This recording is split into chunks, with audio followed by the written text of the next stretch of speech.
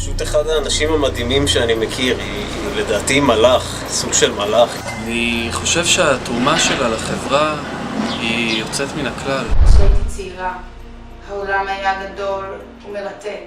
אני לא ראיתי איך אני יכולה להשפיע עליו. היום אין לי ספק איך בן אדם אחד יכול להשפיע. אם אנחנו היצורים המפותחים ביותר בעולם שלנו, איך אנחנו יכולים להרוס אותו?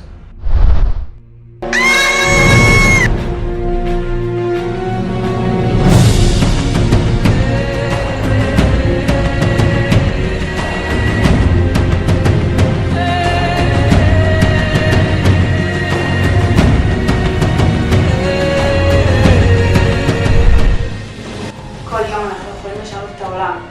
הבחירה נמצאת בידיים שלנו. אלוהים אמר לנו פרו ורבו, ואני אומרת להם פרו ורבו.